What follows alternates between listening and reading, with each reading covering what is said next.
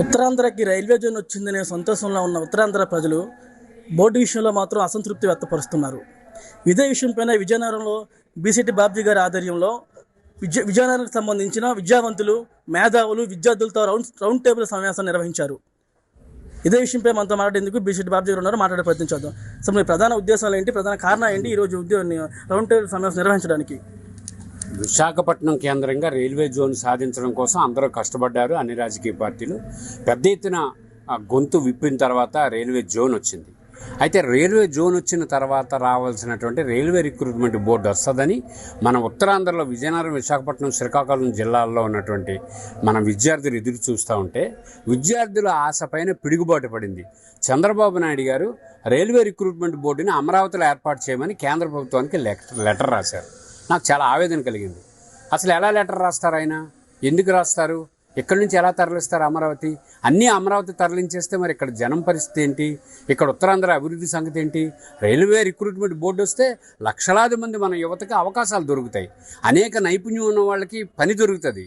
ఆ railway recruitment board ద్వారా అనేక రకాల మౌలిక సదుపాయాలు మెరుగుపడతాయి. ఇది మానేసి ఒక్క ఎమ్మెల్యే కూడా దీన్ని వ్యతిరేకించలేదు, ఒక్క మంత్రి మాట్లాడట్లేదు, కనీసం ప్రతిపక్ష పార్టీ నాయకులు మాట్లాడలేదు. ఇంత విచిత్రం చూడండి. ఈ పరిస్థితిలో ఈ నెల 3వ తారీఖున విశాఖపట్నంలో ఒక రౌండ్ టేబుల్ సమావేశాన్ని ఏర్పాటు చేశాను. ఈరోజు 8వ తారీఖున విజయనగరంలో రౌండ్ టేబుల్ సమావేశం ప్రజా సంఘాలతో పెట్టాను. గ్యారంటీగా ప్రజల గొంతు విప్పాలి, విద్యార్థులు తిరగబడాలి, ప్రభుత్వం మీద మద్దతు ఒత్తిడి తీసుకురావాలి. చంద్రబాబు నాయుడు గారు వెంటనే తన నిర్ణయాన్ని వెనక్కి తీసుకురావాలని ఆంధ్రప్రదేశ్ లోక్సత్తా రాష్ట్ర అధ్యక్షుడిగా నేను కోరుతున్నాను. సరే, ఏదైతే ఇప్పుడు ఏపీ సర్కార్ లేఖ రాసిందో ఆ లేఖ కేంద్ర ప్రభుత్వం స్పందించిందా? స్పందన ఏ విధంగా ఉందని మీ వరకు ఇన్ఫర్మేషన్ ఏంటి? అప్పుడే స్పందించదు కదా. ఇప్పుడు మన తాలూకా ఈ ఉత్తరాంధ్ర నుంచి ఎవరూ మాట్లాడకపోతే గ్యారంటీగా కేంద్ర ప్రభుత్వానికి చెప్తారు చంద్రబాబు నాయుడు గారు. నేను చెప్పాను, వాళ్ళు ఏమన్నారు, మీ పని మీరు చేయండి అంటారు. ఆ పరిస్థితి రాకూడదు. ఆ పరిస్థితి రావాలంటే చంద్రబాబు, పవన్ కళ్యాణ్, లోకేష్ ప్రజలకి క్షమాపణ చెప్పాల్సిన పరిస్థితి వస్తుంది. మేము తప్పు చేసాం, అలాంటి తప్పు చేయమని. దానికోసం ఉద్యమాన్ని తయారు చేస్తున్నాం. కేంద్ర ప్రభుత్వం చంద్రబాబు మాట వింటది కానీ ఎవరి మాట వింటది? అందుకని చంద్రబాబు పైన మనం ఒత్తిడి తీసుకొస్తున్నాం. మొన్నే నీటికి సంబంధించి జంతర్ మంతర్ వద్ద విద్యార్థులతో సిజేపీ ఒక నిరసన ధర్నాలు చేయడం జరిగింది. అదే నేపథ్యంలో రైల్వే బోర్డుకి సంబంధించి విద్యార్థి సంఘాలతో ఉద్యమాలు, నిరసనలు విధంగా ఉన్నారా చేయగలిగే విధానంలో? మేము కేవలం ప్రజాస్వామ్య వ్యవస్థగా ప్రజల్ని చైతన్యవంతులు చేసి జరుగుతున్న పరిణామం చెప్పే వరకే మా శక్తి సరిపోద్దండి. రాజకీయ పార్టీలు బయటికి రావాలి, లేదు చాలామంది మాకు సహకారం అందించాలి.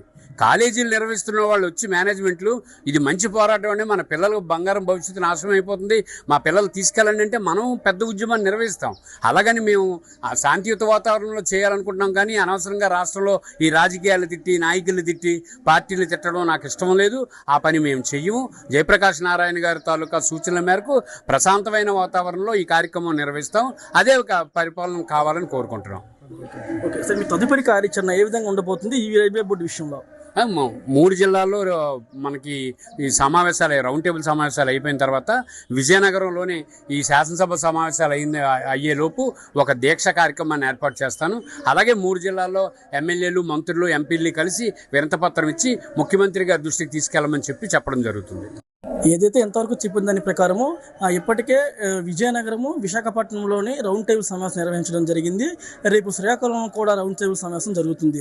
అయితే ఈ బోర్డు విషయంలోని జోన్ విషయంలో విశాఖపట్నానికి, బోర్డు విషయంలో అమరావతికి ఏదైతే ఏపీ సర్కార్ ముఖ్యమంత్రి చంద్రబాబు నాయుడు గారు రాసిన లేఖను తిరిగి రివర్స్ తీసుకోవాలని మనతో లోక్సత్తా పార్టీ బాబ్జీ గారు చెప్పడం జరిగింది. అయితే ఈ 3 జిల్లాలకు సంబంధించి మరికొన్ని రోజుల్లో ఎటువంటి స్పందన రాని ఎడల దీక్ష కార్యక్రమాలు కూడా చేపడతాము అంటూ మనతో చెప్పడం జరిగింది. ఈ రైల్వే జోన్ కోసం అనేక సార్లు చెప్పిన తర్వాత ఎన్నికలప్పుడు నిలదీస్తే ఈరోజు అది ప్రజల కోరిక, కోస్తా ప్రజలందరూ తాలూకా అభిష్టం అని తలంచి ఆ రోజు ఈ మధ్యకాలంలో రైల్వే జోన్ ఏర్పాటు చేసి ఇప్పుడు కూడా బాగుపడేది ఏంటంటే వచ్చింది మన జోన్లో. అప్పుడు రైల్వే జోన్ చేసినప్పుడు కూడా మనం ఎందుకు రైల్వే జోన్ కావాలి అని రిక్రూట్మెంట్ బోర్డు కృతాలోని, హుబ్లీలోని, కలకత్తాలో ఉన్నప్పుడు మన పిల్లల పరిస్థితి రైల్వే ఉద్యోగం అంటే ఇష్టం లేదు అన్న టైంలో మా మన వాళ్ళందరూ అక్కడ వెళ్ళి కరెక్ట్ టాటాలో వెళ్ళి రైల్వే ఉద్యోగులుగా స్థిరపడి ఉన్నారనే సంగతి ఇక్కడ ఉన్న అందులో ప్రధాన అంశం రైల్వే జోన్. అలాగే పెద్ద పెద్ద ట్రైన్లు ఉంటాయని, రిజర్వేషన్ కోటాలు పెరుగుతాయని, అభివృద్ధి కార్యక్రమాలు అనేకలు జరుగుతాయని, ఒక పరిశ్రమ రచనతో మనం ఈ రైల్వే జోన్ కోసం ఆయన కృషి చేసి పట్టులో మరి మాకు ఇబ్బందికరమైన దేని మటుకు నాయకుడు పార్టీ అనేది ఎన్నికల వరకే, కానీ పార్టీ చేసే ప్రతి చర్యని సమర్థించవలసిన అవసరం లేదు. ఎందుకంటే నా ప్రాంత ప్రజలు నాకు ఓట్లేస్తే నేను నాయకుడు అవుతాను, నా ప్రాంత ప్రజలు బాగుంటే నేను బాగుంటాను అన్న ఒక ఆలోచన ఉద్యమం అనే మాట అనుకున్నా.